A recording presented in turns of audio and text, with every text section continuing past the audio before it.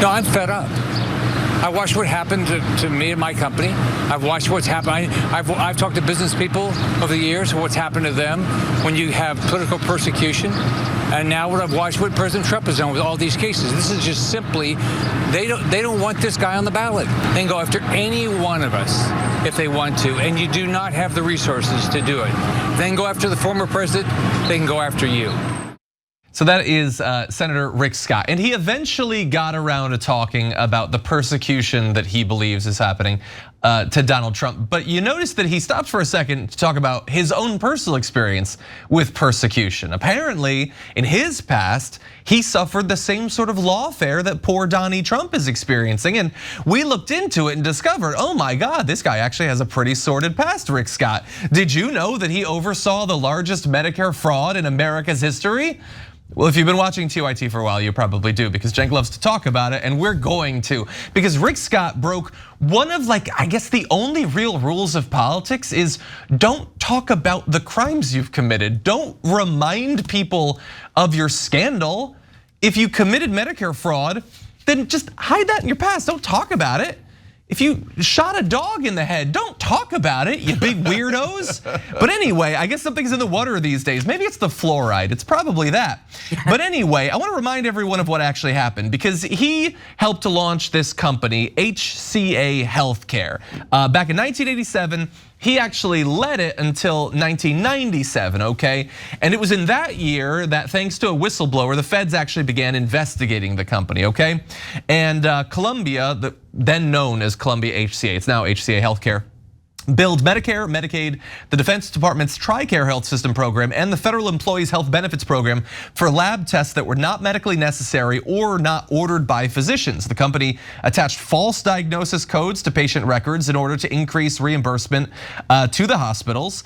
The company illegally claimed non-reimbursable marketing and advertising costs as community education. Columbia billed the government for home health care visits for patients who did not qualify to receive them. And so, fraud, it's Medicare fraud. They got a bunch of money for stuff that wasn't necessary or didn't happen the way they were saying. It's just classic Medicare fraud for large sums of money. And as a result of it, the investigation bore fruit. They ended up pleading guilty to 14 felonies, most of which were committed during the time that now Senator Rick Scott was leading the company. And it wasn't just the main company that did it. There were some different subsidiaries of Columbia across the US that were charged with felonies. But here's just an idea of some of the crimes that were shown to have happened. Violating the Medicare anti-kickback statute. Basically, they provided kickbacks to physicians that played ball with them. Conspiracy to defraud the US, and false statements to the US in connection with the submission of false cost reports to Medicare. So look, that's all the technical stuff. But what about the scale? Well, in terms of what they bilked the US government for, look at the fines that they ended up having to pay as a result of this. There were 2 settlements that came about as a result of this.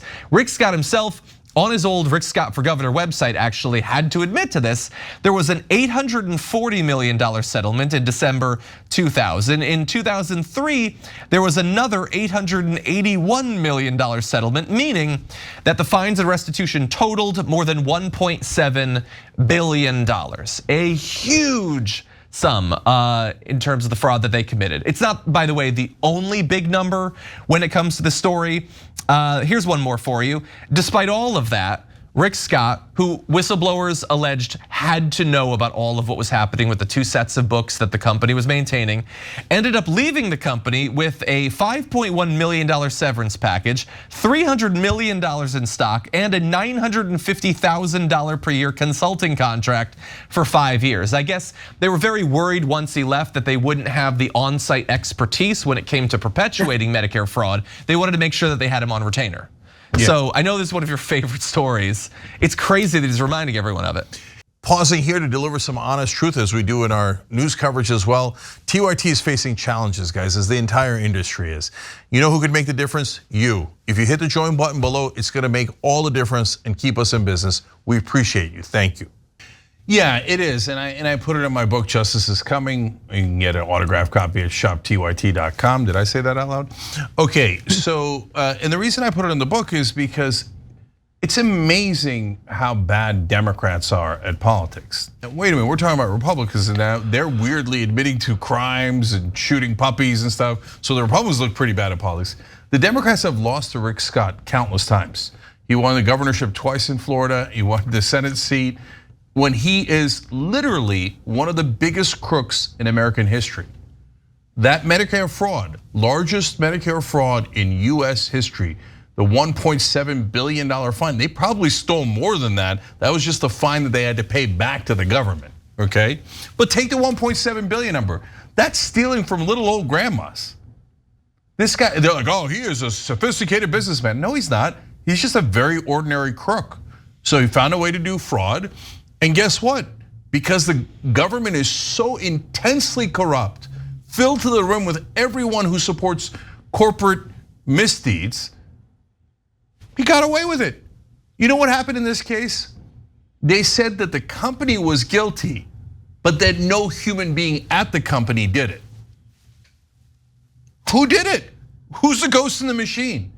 Who, like, so they're like, oh, the company's super guilty, and the company confessed, oh, we did it. Oh, we did Medicare fraud like crazy. Okay, we'll pay you part of the proceeds, right? But when the government's like, okay, then now you obviously go after the criminal, Rick Scott, who organized, they had two different sets of books. So they knew 100% that they were lying and cheating and committing fraud. And the government's like, no, I don't see the crime. Yeah, go ahead. So what do you think they're gonna give Rick Scott? Of course they're gonna give him a $300 million bonus. For a robbery well done. His job was the robbery. Yeah. And then he turns into a governor or senator, and still the Democrats can't figure out how to beat this clown. And now he comes out and punches himself in the face, and there's a reason for it. Now, Republicans believe that their own voters want criminals. So they're going out and be like, I'm just as big a criminal as Trump. Oh, you guys are giving all the credit to Trump, and he's raising all this money because he's got the 91 indictments. And here's Rick Scott literally reminding them, remember, I'm an even bigger criminal than Donald Trump, send me the money.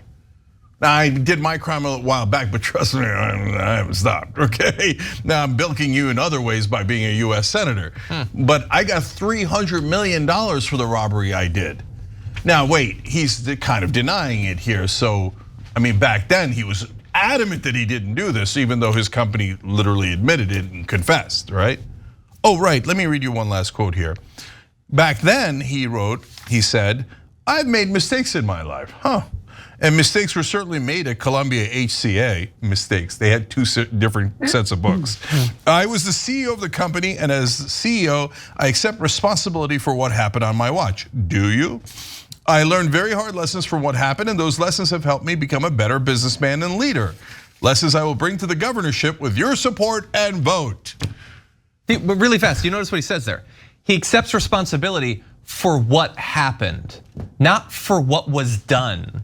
Okay, it's that passive language. The building did it. The desks committed Medicare fraud, I guess. Maybe it was ChatGPT or something. He's not saying anything happened specifically. Yeah, and he learned how to be a better businessman. He's like, I just made $300 million by robbing you guys blind. I got a great idea. I'll go into the Senate. That way I'll get to rob you even better. Those are the lessons I learned. And then I'll brag about it later as he did today. Sharon. I mean, it's what we're teaching our children as well. Nobody takes accountability, not fully. I told my daughter, don't talk to me that way this morning. And she said, I'm sorry you feel that way, okay? And this is what she said. This is what we're teaching the children of America. But maybe he's turned over a new leaf because I looked up his website and right there, front and center, Senator Rick Scott protecting Florida seniors. He's got the Protect Our Seniors Act. He has the Supporting Older Americans Act. He has the Financial Exploitation Prevention Act as well, it focuses on seniors and making sure they are protected and not in any way financially exploited. We are at the part where America is so broken and so torn down. I mean, we've never been fully fixed and fully healthy that you don't even hear these politicians try to lie well. They're not even good liars. Okay, he knows there'll be no consequence for him. Do you know how many seniors support Rick Scott? Seniors, okay? He preyed on seniors, and yet they still support him to this day. Maybe they do want criminals, like Cenk said. Yeah, I love that you researched what his policy positions There's are. more. Curious. But Older Americans Month, I forgot that. He's got that on his website too. He's proud to join his colleagues. He wants to recognize older Americans for the whole month. See, we're the fairest show in America, because I'll be fair to Rick Scott. He probably has older Americans Month circled on his calendar every year. He's like, that's Christmas for Rick Scott, okay? Because that's his piggy bank. So, and to be fair to him, he probably wants to protect older Americans so that no one else robs them before he gets a chance to take all their money. You learned the research that she did, which I'm glad she did. I learned that we have generic video B-roll of senior citizens ready to go if necessary, laying in bed and reading. I've never seen that before, and I'm deeply disturbed. Yeah, later in the video, Rick Scott busts into their bedroom, give me your goddamn money, okay? And robs them blind, and then does a press conference bragging about it. Thanks for watching The Young Turks, really appreciate it. Another way to show support is through YouTube memberships. You'll get to interact with us more. There's live chat emojis, badges. You've got emojis of me, Anna, John, JR. So those are super fun. But you also get playback of our exclusive member-only shows and specials right after they air. So all of that, all you gotta do is click that join button right underneath the video. Thank you.